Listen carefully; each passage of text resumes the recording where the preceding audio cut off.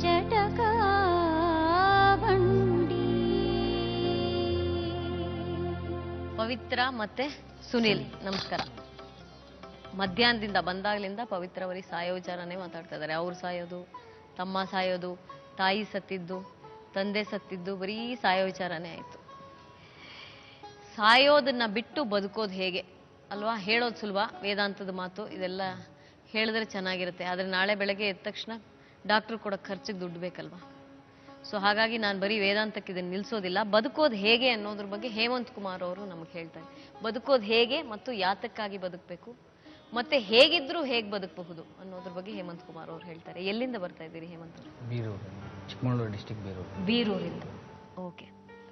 ಹೇಮಂತ್ ಅವ್ರ ವಿಶೇಷ ಏನು ಅಂದ್ರೆ, ಈಗಾಗಲೇ ನಮ್ಮ ಕಾರ್ಯಕ್ರಮದಲ್ಲಿ ಡಾಕ್ಟರ್ ಅವರು ಒಂದು ಚಾರಿಟಿ ಬಾಕ್ಸ್ ಹುಂಡಿಯ ಪ್ರಸ್ತಾಪ ಮಾಡಿದ್ರು. ಅಂದ್ರೆ ನಾವು ಎಷ್ಟೋ ಕಡೆ ಹೋಗ್ತೀವಿ, ಎಷ್ಟೆಷ್ಟೋ ಖರ್ಚು ಮಾಡ್ತೀವಿ, ಅದರ ಹುಂಡಿ ₹1 ಹಾಕೋಕೆ ತುಂಬಾ ಯೋಚನೆ ಮಾಡಿ ಹೋಗ್ಲಿ ಅಂತ 50 ಪೈಸೆ ಹಾಕಿ ಬರ್ತೀವಿ. ಹುಂಡಿ ವಿಚಾರ ಪ್ರಸ್ತಾಪ ಮಾಡಿದ್ದು ಡಾಕ್ಟರ್ ಅವರು. ಆ ವಿಚಾರ ಇನ್ನಷ್ಟು ಹೇಮಂತ್ ನನಗೆ ಹೇಳ್ತಾರೆ. ಏನಿಲ್ಲ ಮೇಡಮ್, 1994ನೇ ಇಸ್ವಿಯಲ್ಲಿ ನಂದು SSLC ಮುಗೀತು. SSLC ಮುಗಿದ ಮೇಲೆ ನಮ್ಮ ತಂದೆ ತಾಯಿ ತುಂಬ ಬಡತನದಲ್ಲಿದ್ದವರು. ಅಡಿಕೆ ಆರಿಸ್ಬಿಟ್ಟು ನಮ್ಮ ತಾಯಿ ನಮ್ಮನ್ನು ಸಾಕ್ತಾ ಇದ್ರು.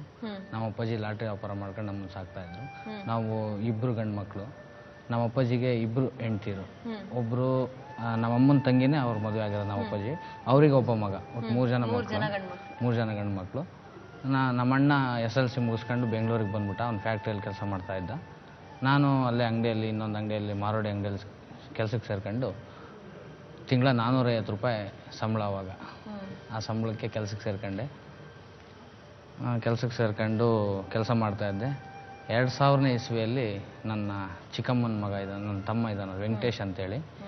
ಅವನಿಗೆ ಕ್ಯಾನ್ಸರ್ ಕಾಯಿಲೆ ಬಂದ್ಬಿಡ್ತು. ಆವಾಗ ನಮಗೇನು ಮಾಡಬೇಕು ಅನ್ನೋದೇ ಗೊತ್ತಾಗಲಿಲ್ಲ. ನಾವೆಲ್ಲ ಕೂಲಿ ಮಾಡ್ಕೊಂಡು ಕೆಲಸ ಮಾಡ್ಕೊಂಡು ಜೀವನ ಮಾಡ್ತಿದ್ದವರು. ಆವಾಗ ದಾವಣಗೆರೆಗೆ ಬರ್ಕೊಟ್ರು ಡಾಕ್ಟ್ರು. ದಾವಣಗೆರೆಯಲ್ಲಿ ಹೋಗಿ ತೋರಿಸಿದ್ವಿ. ಅವರು ಕಿದ್ವಾಯಿ ಆಸ್ಪತ್ರೆ ಬೆಂಗಳೂರಿಗೆ ಕಳಿಸೋದು. ಕಿದ್ವಾಯಿ ಆಸ್ಪತ್ರೆಗೆ ಬಂದು ನಮ್ಮ ತಂದೆ ನಾವೆಲ್ಲ ವಿಚಾರ ಮಾಡಿದಾಗ, ಈ ರೀತಿ ಬೋನ್ಸ್ ಕ್ಯಾನ್ಸರ್ ಆಗಿದೆ, ಇವನಿಗೆ ಟ್ರೀಟ್ಮೆಂಟ್ ನೀವು ಕೊಡಿಸ್ಬೇಕು, ಒಂದು 3-4 ಲಕ್ಷ ರೂಪಾಯಿ ಖರ್ಚಾಗ್ಬೋದು, ಟ್ರೀಟ್ಮೆಂಟ್ ಕೊಡಿಸಿ, ಉಳಿತಾನ ಇಲ್ವೋ ಗೊತ್ತಿಲ್ಲ, ಟ್ರೀಟ್ಮೆಂಟ್ ಕೊಡಿಸೋದು ನಿಮ್ಮ ಕರ್ತವ್ಯ ಅಂತ ಹೇಳಿದ್ರು. ಅದನ್ನು ಕೇಳ್ಬಿಟ್ಟು ನಮ್ಮ ತಂದೆ ತಾಯಿಗೆ ತುಂಬಾ ಗಾಬರಿ ಆಯಿತು. ಆವಾಗ ನಮ್ಮಮ್ಮ ಬೇರೆ ಆ ಸ್ಥಾನದಲ್ಲಿ ಇದ್ದಿದ್ದರೆ ಒಪ್ತಾ ಇದ್ರೋ ಇಲ್ವೋ ಗೊತ್ತಿಲ್ಲ. ನಮ್ಮಮ್ಮ ಎಷ್ಟಾರ ಖರ್ಚಾದರೂ ಪರವಾಗಿಲ್ಲ, ಏನಾದರೂ ಮಾಡಿ ಹುಡುಗಂಗೆ ಟ್ರೀಟ್ಮೆಂಟ್ ಕೊಡ್ಸೋಣ ಅಂತೇಳಿ ಹೇಳಿದ್ರು. ನಮ್ಮ ಅಣ್ಣ ಅಲ್ಲೇ 5 ವರ್ಷ ಆಗಿತ್ತು ಬೆಂಗಳೂರಲ್ಲಿ ಬಂದು ಕೆಲಸಕ್ಕೆ ಸೇರ್ಕೊಂಡು. ಅವನದು ಚೀಟಿ ಹಾಕ್ಕೊಂಡಿದ್ದ, ಅವನದೊಂದು ₹1 ಲಕ್ಷ ದುಡ್ಡಿತ್ತು. ಆ ₹1 ಲಕ್ಷ ಇಟ್ಕೊಂಡು ನಾನು SSLC ಮುಗಿದ ಮೇಲೆ PMRY ಲೋನಿಗೆ ಹೋಗಿದ್ದೆ. ಪ್ರಧಾನಮಂತ್ರಿ ರೋಜ್ಗಾರ್ ಯೋಜನೆಯಲ್ಲಿ 1 ತಿಂಗಳು ತರಬೇತಿ ತಗೊಂಡು ಒಂದು ಅಂಗಡಿ ಮಾಡೋಣ ಅಂತೇಳಿ ಲೋನ್ ತಗೊಂಡಿದ್ದೆ. ಆ ₹1 ಲಕ್ಷ ಅದಕ್ಕೆ ಕೊಟ್ಟು, ಅದೇನು ಅದೃಷ್ಟನೋ ಗೊತ್ತಿಲ್ಲ, ಅದೇ ಟೈಮಲ್ಲಿ ನಮ್ಮ ಅಪ್ಪಾಜಿ ಲಾಟ್ರಿ ವ್ಯಾಪಾರ ಮಾಡ್ತಿದ್ರು ಅನ್ನಲ್ಲ, ₹1 ಲಕ್ಷ ಪ್ರೈಸ್ ಬಂತು ನಮ್ಮ ತಂದೆಯವರಿಗೆ. ಆ ₹3 ಲಕ್ಷ ಇಟ್ಕೊಂಡು ಟ್ರೀಟ್ಮೆಂಟ್ ಕೊಡ್ಸೋದಕ್ಕೆ ಶುರು ಮಾಡಿದ್ವಿ.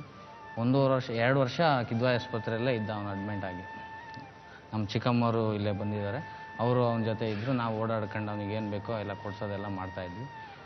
₹3 ಲಕ್ಷ ಇದ್ದಿದ್ದು ಪೂರ್ತಿ ಖರ್ಚಾಯಿತು. ಇನ್ನೇನು 3/4% ಟ್ರೀಟ್ಮೆಂಟ್ ಕೊಡಿಸಿ, ಇನ್ನೊಂದು 1/4% ಟ್ರೀಟ್ಮೆಂಟ್ ಬಾಕಿ ಇದೆ. ದುಡ್ಡಿಲ್ಲಂಗೆ ಆಗ್ಬಿಡ್ತು. ಆವಾಗ ಊರಲ್ಲಿ ಸಂಘ ಸಂಸ್ಥೆಗಳಿಗೆಲ್ಲ ಕೇಳಿದ್ವಿ, ನಮ್ಮ ಸರ್ಕಾರಕ್ಕೆ ಮನವಿ ಕೊಟ್ವಿ, ನಮ್ಮ ಶಾಸಕರ ಮೂಲಕ, ನಮ್ಮ 3 ಶಾಸಕರ ಮೂಲಕ ಮನವಿ ಕೊಟ್ವಿ. ಯಾರೂ ಸ್ಪಂದನೆ ಮಾಡಲಿಲ್ಲ. ಕೊನೆಗೆ ಎಂಥ ಸ್ಟೇಜಿಗೆ ಬಂತು ಅಂದರೆ, ತಾಳಿನೂ ಸಮೇತ ಮಾರಿಬಿಟ್ಟು ನಮ್ಮ ತಮ್ಮನ ಟ್ರೀಟ್ಮೆಂಟನ್ನ ಕಂಪ್ಲೀಟ್ ಮಾಡಿದ್ರು. ಕಂಪ್ಲೀಟ್ ಮಾಡಿ ಏನು ನಮ್ಮ ತಂದೆ ತಾಯಿ ಮಾಡಿರೋ ಪುಣ್ಯನೋ, ನಾವು ನಮ್ಮ ಮನಸ್ಸಲ್ಲಿರೋ ನಿಯತ್ತು ನನ್ನ ತಮ್ಮ ಉಳ್ಕೊಂಡ ಇವತ್ತು ಚೆನ್ನಾಗೇ ಇದ್ದಾನೆ. ಅವನು ಬಂದಿದ್ದಾನೆ. ಕ್ಲಿಯರ್ ಆದ ಆಸ್ಪತ್ರೆಯಿಂದ ಮನೆಗೆ ಕರ್ಕೊಂಬಂದ್ವಿ. 1 ವರ್ಷ ಮನೆಯಲ್ಲೇ ಇದ್ದು ಟ್ರೀಟ್ಮೆಂಟ್ ತಗೊಳ್ಬೇಕು ಅಂತ ಮತ್ತೆ ಹೇಳಿದ್ರು. ಇಲ್ಲಿದ್ದು ಟ್ರೀಟ್ಮೆಂಟ್ ಮುಗೀತು, ಈಗ ಮನೆಯಲ್ಲೇ ಟ್ರೀಟ್ಮೆಂಟ್ ತಗೊಳ್ಬೇಕು 6 ತಿಂಗಳಿಗೊಂದ್ಸರಿ ಅಂದರು. ಆವಾಗಲೂ ಆ ಟ್ರೀಟ್ಮೆಂಟ್ನು ಕಂಪ್ಲೀಟ್ ಮಾಡಿದ್ವಿ. ಕಂಪ್ಲೀಟ್ ಮಾಡಿ ಮನೆಗೆ ಬಂದ್ವಿ. ವ್ಯವಹಾರಕ್ಕೆ ದುಡ್ಡಿಲ್ಲ. ನಾನು PMRY ಲೋನ್ ತಗೊಂಡಿದ್ದೀನಿ. ಲೋನ್ ಕಟ್ಟಕ್ಕೆ ಬ್ಯಾಂಕರ್ ಬಂದು ಲೋನ್ ತಗೊಂಡಿದ್ದೀರಾ, ನೀವು ಅಂಗಡಿ ಮಾಡಿಲ್ಲ, ಏನು ಮಾಡ್ತಿದ್ದೀರಾ ದುಡ್ಡು? ಅವ್ರಿಗೆ ಇದೆಲ್ಲ ಹೇಳಿದ್ರೆ ಕೇಳ್ತಾರೆ ಅವರು. ನಿಜ. ಆಮೇಲೆ ಏನು ಮಾಡಿದ್ವಿ, ಆ ಟೈಮಲ್ಲಿ ನಮ್ಮ ಸರ್ಕಾರದವರು ₹5,000 500 ಸೇರಿ ಅವ್ರ ಮನೆಗೆ ಬಾಗ್ಲಿಗೆ ಅಡ್ಡಾಡಿಸ್ಬಿಟ್ಟು ₹5,000 ಕರೆದುಕೊಟ್ರು. ಆ ದುಡ್ಡನ್ನ ಅಂಥ ಟೈಮಲ್ಲಿ, ಅಂಥ ಪೊಸಿಷನಲ್ಲೂ ಆ ದುಡ್ಡನ್ನು ₹1 ಮುಟ್ಲಿಲ್ಲ. ಏನಾರ ತಿಳ್ಕೊಳ್ರಿ, ದೇವ್ರ ಹುಂಡಿಗೆ ತಗೊಂಡೋಗಿ ಹಾಕಿದ್ವಿ 5,000 ರೂಪಾಯಿ. ಅಷ್ಟು ಸ್ವಾರ್ಥವಾಗಿ ಬದುಕಿದ್ದೆ ನಾವು. ಮತ್ತೆ ಹೆಂಗೋ ಸಾಲ ಸೋಲ ಮಾಡ್ಕೊಂಡು ಅಂಗಡಿ ನಡೆಸ್ತಾ ಇದ್ದೆ. ಆಮೇಲೆ ಏನು ಮಾಡಿದೆ, ಪೇಪರ್ ಓದೋ ಅಭ್ಯಾಸ ತುಂಬಾ ಜಾಸ್ತಿ ನನಗೆ. ಆ ಪೇಪರ್ ಓದ್ತಾ ಓದ್ತಾ ವಿಜಯ ಕರ್ನಾಟಕದಲ್ಲಿ ಒಂದು ಅಡ್ವರ್ಟೈಸ್ ಬಂದಿತ್ತು, ಮೊಬೈಲ್ ರಿಪೇರಿ ತರಬೇತಿನ ಚಿಕ್ಕಮಗಳೂರು ತರಬೇತಿ ಕೈಗಾರಿಕಾ ಸಂಸ್ಥೆಯವರು ಮಾಡ್ತಾ ಇದ್ದಾರೆ, ಆಸಕ್ತಿಯುಳ್ಳವರು ಅರ್ಜಿ ಹಾಕಬೇಕು ಅಂತೇಳಿ. ಆವಾಗ ನಾನು ಅರ್ಜಿ ಹಾಕ್ತೆ. ನನ್ನ ತಮ್ಮ, ನಾನೇನೇನು ಹೋಗೋದಕ್ಕಾಗಲ್ಲ, ನಾನು ಇಬ್ಬರು ಮಕ್ಕಳಿದ್ದಾರೆ, ವ್ಯವಹಾರ ಮಾಡ್ಕೊಂಡು ಬಿಟ್ಟು ಹೋಗೋಕ್ಕಾಗಲ್ಲ, ನನ್ನ ತಮ್ಮಂಗೆ ಒಂದು ವ್ಯವಹಾರ ಮಾಡಿಸಿದ್ರೆ ಅವನು ಚೆನ್ನಾಗಿರ್ತಾನೆ ಅಂತೇಳಿ ಅಪ್ಲಿಕೇಶನ್ ತಂದೆ. ಅವ್ನು ನೋಡಿದೆ, ನಾನು ಹೋಗಲ್ಲ ಅಂದ. ಸರಿ ತಂದುಬಿಟ್ಟಿದ್ದೀನಲ್ಲ ಅಂತೇಳಿ ನಮ್ಮ ಪತ್ನಿಯವ್ರಿಗೆ ಕೇಳಿದೆ, ತಂದುಬಿಟ್ಟಿದ್ದೀನಿ ಏನು ಮಾಡೋದು? ಸರಿ ಅವ್ನು ಹೋಗಲ್ಲ ಅಂದರೆ ನೀವೇ ಹೋಗ್ರಿ ಅಂತ. ನಾನು ಅಂಗಡಿ ಬಿಟ್ಬಿಟ್ಟು ಸಂಸಾರ ಎಲ್ಲ ಬಿಟ್ಬಿಟ್ಟು 1 ತಿಂಗ್ಳುಗಟ್ಟಲೆ ಅಲ್ಲಿ ಹೋಗಿ ಟ್ರೈನಿಂಗ್ ಹೆಂಗೆ ತಾಣೋದು, ನನಗೆ ಆಗಲ್ಲ ಅಂದೆ. ಏನಾದರೂ ಪರವಾಗಿಲ್ಲ, 1 ತಿಂಗಳು ಕಷ್ಟಪಟ್ಟು ಪರವಾಗಿಲ್ಲ, ಹೋಗ್ರಿ ನೀವು. ಆಮೇಲೆ ನಮ್ಮ ತಂದೆ, ನಮ್ಮ ಅಣ್ಣ, ನಮ್ಮ ಅತ್ತಿಗೆ ತುಂಬ ಎಲ್ಲ ಜೊತೆಗೆ ಇದ್ವಲ್ಲ, ಎಲ್ಲರೂ ಇವತ್ತಿಗೂ ಜೊತೆಗೆ ಇರೋದು. ಅವ್ರ ಸಹಕಾರದಿಂದ ನಾನೇನು ಮಾಡಿದೆ, ಹೋದೆ. ಇವ್ರನ್ನ ಬಿಟ್ಬಿಟ್ಟು ನಾನು 1 ತಿಂಗಳು ತರಬೇತಿಗೆ ಹೋದೆ. 10 ದಿನ ಕಾಯಿನ್ ಬಾಕ್ಸ್ ರಿಪೇರಿ ಮಾಡೋ ಟ್ರೈನಿಂಗ್ ಮಾಡಿಕೊಟ್ರು. ಇನ್ನು 20 ದಿನ ಮೊಬೈಲ್ದು ರಿಪೇರಿ ಮಾಡೋ ಟ್ರೈನಿಂಗ್ ಕೊಟ್ಟರು. ಅಲ್ಲಿಂದ ಬಂದೆ, ಅಲ್ಲಿಂದ ಕಲ್ತ್ಕೊಂಡು ಬಂದ್ಬಿಟ್ಟೆ. ಬಂದು ಸರ್ಟಿಫಿಕೇಟ್ ಕೊಟ್ಟರು. ಸರ್ಟಿಫಿಕೇಟ್ನ ಅಂಗಡಿಯಲ್ಲಿ ಇಟ್ಕೊಂಡೆ. ಓಪನ್ ಮಾಡೋದಕ್ಕೆ ಹಣ ಇಲ್ಲ ಕೈಯಲ್ಲಿ. ಆ ಸಲಕರಣೆಗಳು ಬೇಕು ತರೋದಕ್ಕೆ, ಕಂಪ್ಯೂಟರ್ ತರಬೇಕು. ರಾತ್ರಿ 3-3:30 ತನಕ ನಾನು ಕಂಪ್ಯೂಟರ್ ಬರುತ್ತೆ ಅಂತ ಹೇಳ್ಬಿಟ್ಟಿದ್ದೀನಿ. ಜೊತೆಲಿರೋ ನನ್ನ ಸ್ನೇಹಿತರಿಗೆ ಕಂಪ್ಯೂಟರ್ ಕಲಿಸ್ಕೊಟ್ರಿ ಅಂತೇಳಿ ರಾತ್ರಿ 3-3:30 ತನಕ ಮೌಸ್ ಅಲ್ಲಾಡ್ಸೋದು, ಈ ಥರ ಎಲ್ಲ ಕಲ್ತ್ಬಿಟ್ಟು ಬಂದು ಈ ಥರ ಹಿಂಗೆ ಕಲ್ತು ಬಂದಿದ್ದೀನಿ ಅಂತ ನಮ್ಮ ಮನೆಯವರಿಗೆ ಹೇಳಿದೆ. ನಮ್ಮ ಮನೆಯವ್ರು ಏನಂದರು, ಅವ್ರು TCH ಆಗಿದೆ ಅವ್ರದ್ದು. TCH ಅವ್ರು ಮಾಡೋ ಸಂದರ್ಭದಲ್ಲಿ ಅವ್ರ ತಂದೆಯವ್ರು ಕೊಡ್ತಿದ್ದ ದುಡ್ಡನ್ನು ತೆಗೆದಿಟ್ಟಿದ್ರು. ಮದುವೆ ಆಗಿ 4 ವರ್ಷ ಇದ್ದರೂ ಆ ವಿಚಾರ ನನಗೆ ಹೇಳಿರಲಿಲ್ಲ. ಆ ದುಡ್ಡನ್ನು ನನಗೆ ಹೇಳ್ದಂಗೆ ಬ್ಯಾಂಕಿಂದ ಬಿಡಿಸ್ಕೊಂಬಂದು ನನ್ನ ಕೈ ಕೊಡೋಕ್ಕೆ ಬಂದರು.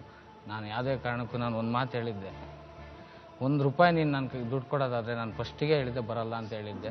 ನಮ್ಮ ಅತ್ತೆಯವ್ರು ಏನು ಹೇಳಿದ್ರು, ನೋಡಪ್ಪ ನಿನಗೆ ಕೊಡ್ತಿರೋದು ಅವಳು, ನಿನ್ನ ದುಡ್ಡಿದು, ನಿನ್ನ ಮಗಳು ದುಡ್ಡು, ನನ್ನ ಹೆಂಡತಿ ದುಡ್ಡು ಅಂತ ತಿಳ್ಕೊಂಡು ನೀನು ತಗೋ, ನಿನಗೆ ಚೆನ್ನಾಗಾದ್ಮೇಲೆ ಅದನ್ನು ವಾಪಸ್ ಕೊಡುವಂತೆ ಅಂತ ಹೇಳಿದ್ರು. ಏನೇ ಹಿಂಸೆ ಮಾಡಿದ್ರು ನಾನು ಒಪ್ಪಲಿಲ್ಲ. ಕೊನೆಗೆ ಅವರೇ ಏನು ಮಾಡಿದ್ರು, ತುಂಬ ಹಿಂಸೆ ಮಾಡಿ ಬೆಂಗಳೂರಿಗೆ ಬಂದು ಕಂಪ್ಯೂಟರ್ ಎಲ್ಲ ತಗೊಂಬಂದು ಕೊಟ್ಟರು. 2 ತಿಂಗಳ ನಾನು ಕಂಪ್ಯೂಟರ್ದು ಎಲ್ಲ ರೆಡಿ ಮಾಡ್ಕೊಂಡು ಕೂತ್ಕೊಂಡೆ. 5 ತಿಂಗಳಲ್ಲಿ 1.5 ಲಕ್ಷ ರೂಪಾಯಿ. ಡಿಸೆಂಬರ್ 25ನೇ ತಾರೀಕೇನೋ ನಾನು ವ್ಯಾಪಾರ ಮುಗಿಸ್ಕೊಂಡು ಮನೆಗೆ ಬಂದೆ. ತುಂಬ ಬೇಜಾರಾಗಿದ್ದರು. ಯಾಕೆ ಬೇಜಾರಾಗಿದ್ರಾಗಿತ್ತಮ್ಮ ಅಂದೆ. ಈ ಥರ ಬದುಕು ಜಟಕ ಬಂಡೆಯಲ್ಲಿ ಒಂದು ಪ್ರೋಗ್ರಾಮ್ ನೋಡಿದೆ. ಡಿಸೆಂಬರ್ 26 ಪ್ರೋಗ್ರಾಮ್ ನೋಡಿದೆ.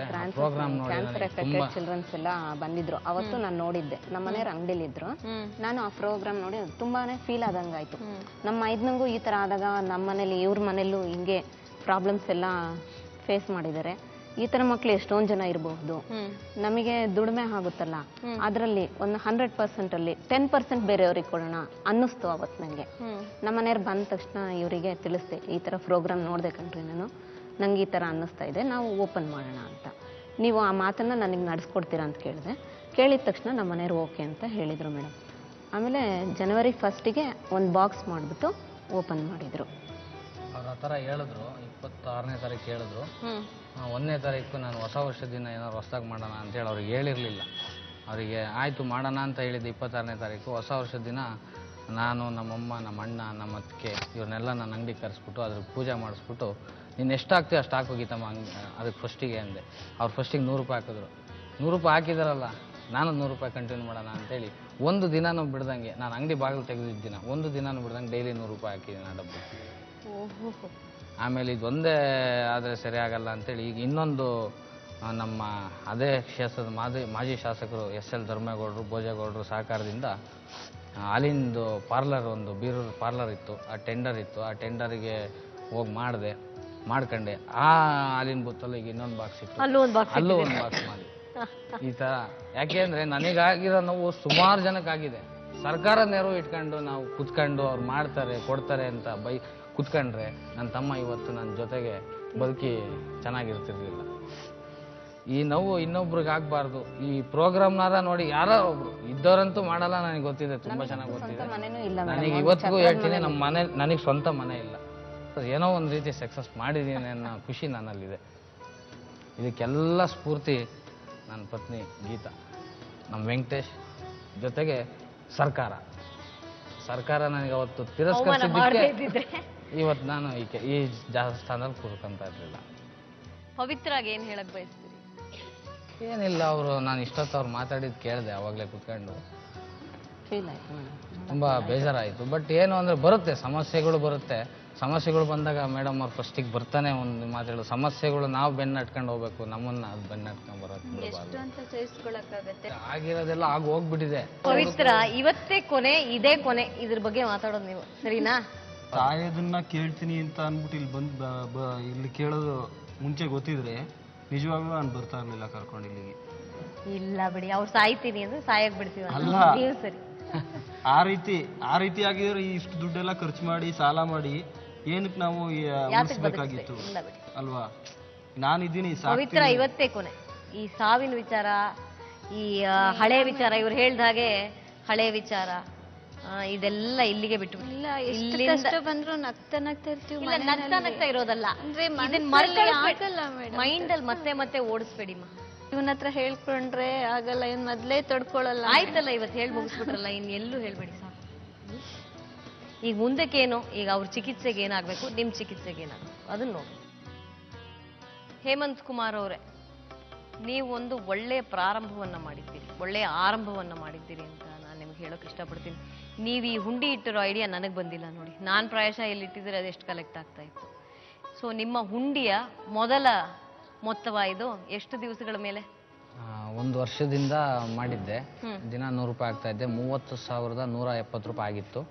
20,170 ರೂಪಾಯಿ ನಮ್ಮೂರಲ್ಲೇ ಒಬ್ಬರಿಗೆ ಡಿಸ್ಟ್ರಿಬ್ಯೂಟ್ ಮಾಡಿದ್ದೀನಿ. ಇನ್ನು 10,000 ರೂಪಾಯಿ ಇವರು ನಮ್ಮ ಪ್ರೋಗ್ರಾಮ್ ಫೋನ್ ಮಾಡಿದಾಗ ಅವ್ರು ಹೇಳಿದ್ರು ಇವ್ರ ವಿಚಾರ. ನಾನು 10,000 ರೂಪಾಯಿ ನಾನು ಅದರಿಂದ ಕೊಡ್ತೀನಿ ಅಂತ ಹೇಳಿದೆ. ಅದನ್ನು ತಂದಿದ್ದೀನಿ, ಅವ್ರಿಗೆ ತಲುಪಿಸೋದಕ್ಕೆ ತಂದೆ.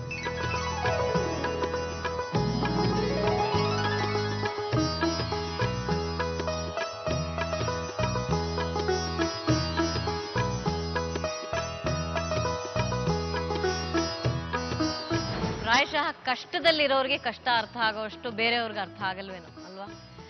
ಆದ್ರೆ ಸುಖ ಅನ್ನೋದು ದುಡ್ಡಲ್ಲೇ ಇದೆಯಾ ಅಂದ್ರೆ ದುಡ್ಡಲ್ಲಿ ಇಲ್ಲ. ದುಡ್ಡಿನಿಂದ ನಾವು ಆಗುವಂತಹ ಕೆಲವು ವಿಚಾರಗಳಲ್ಲಿ ಸುಖ ಇದೆ. ಸುಖವ, ಆರೋಗ್ಯ ಅನ್ನೋದು ಹಣ ಕೊಂಡ್ಕೊಳ್ಳೋ ಥರ ಆಗಿದೆ ಇವತ್ತಿನ ಪರಿಸ್ಥಿತಿ. ಪ್ರಾಯಶಃ ಸರ್ಕಾರ ನಮ್ಮಂತಹ ನಿಮ್ಮಂತಹ ಮಧ್ಯಮ ವರ್ಗದ ಆರೋಗ್ಯದ ಬಗ್ಗೆ ಇನ್ನಷ್ಟು ಕಾಳಜಿ ವಹಿಸಿದ್ರೆ, ಹೀಗೆ ನಾವು ನಮಗೆ ನಾವೇ ಸಹಾಯಗಳನ್ನ ಮಾಡ್ಕೊಳ್ಳದೆ ಸರ್ಕಾರದಿಂದ ಆ ಸಹಾಯವನ್ನ ಪಡ್ಕೋಬಹುದು. ಆದರೂ ಕೂಡ ಎಲ್ಲೋ ಒಂದು ಆರಂಭ ಆಗೇ ಆಗುತ್ತೆ. ಆ ಥರದೊಂದು ಆರಂಭ ಇವತ್ತಿನ ಬದುಕು ಜಟಕಾವಂಡಿಯಲ್ಲಾಗಿದೆ. ಹೇಮಂತ್ ಕುಮಾರ್ ಅವರೇ, ಧನ್ಯವಾದಗಳು ಮತ್ತು ಅಭಿನಂದನೆಗಳು. ನಿಮಗಿರೋ ಈ ಮನಸ್ಸು ನಮ್ಮೆಲ್ರಿಗೂ ಬರಲಿ ಅಂತ ನಾನು ಪ್ರಾರ್ಥಿಸ್ತೀನಿ. ನನ್ನನ್ನು ಸಮೇತವಾಗಿ ಎಷ್ಟೋ ಖರ್ಚು ಮಾಡ್ತೀವಿ, ಒಂದು ಹುಂಡಿ ಇಟ್ಟರೆ ಆ ಹುಂಡಿಗೆ ದುಡ್ಡು ಹಾಕಬೇಕು ಅನ್ನೋಷ್ಟು ನಮ್ಮ ಮನಸ್ಸು, ಹೃದಯ ವಿಶಾಲವಾಗಲಿ ಅಂತ ನಾನು ನಮ್ಮೆಲ್ರಿಗಾಗಿ ಪ್ರಾರ್ಥಿಸ್ಕೋತೀನಿ.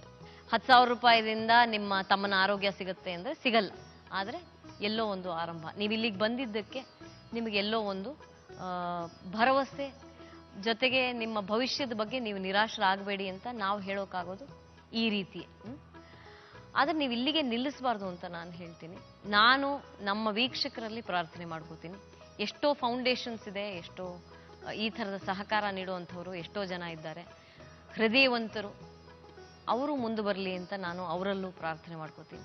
ನಿಮ್ಮಲ್ಲಿ ಯಾರಾದರೂ ಆ ಥರದ ಹೃದಯವಂತರಿದ್ದರೆ, ಪವಿತ್ರ ಮತ್ತು ಅವರ ಕುಟುಂಬದ ಈ ಪರಿಸ್ಥಿತಿಯನ್ನು ನೋಡಿ ಅವರಿಗೆ ನಿಮ್ಮ ಕೈಲಿ ಸಹಾಯ ಮಾಡೋಕ್ಕಾದರೆ ಖಂಡಿತ ಮುಂದೆ ಬನ್ನಿ. ಸದ್ಯಕ್ಕೆ ಅವ್ರಿಗೆ ಬೇಕಾಗಿರೋದು ಅಪಾರವಾದ ಆರ್ಥಿಕ ಬೆಂಬಲ. ಅದನ್ನು ನಾವು ನೀವು ಸೇರಿ ಅವರಿಗೆ ಒದಗಿಸೋ ಪ್ರಯತ್ನವನ್ನು ಮಾಡೋಣ. ಬದುಕು ಜಟಕಾಬಂಡಿಯ ಮೂಲಕ ಅದು ಸಾಧ್ಯ ಆಗಲಿ ಅಂತ ನಾನು ಪ್ರಾರ್ಥನೆ ಮಾಡ್ಕೋತೀನಿ. ಧನ್ಯವಾದಗಳು. ನಮ್ಮ ತಂಡದ ವತಿಯಿಂದ ಒಂದು ಸಣ್ಣ ಕಾಣಿಕೆ ನಿಮಗೆ ಸಹಾಯ ಆಗಲಿ ಅಂತ ನಮ್ಮ ಕಡೆಯಿಂದ ಸಾಧ್ಯ ಆಗುತ್ತೆ. Thank you.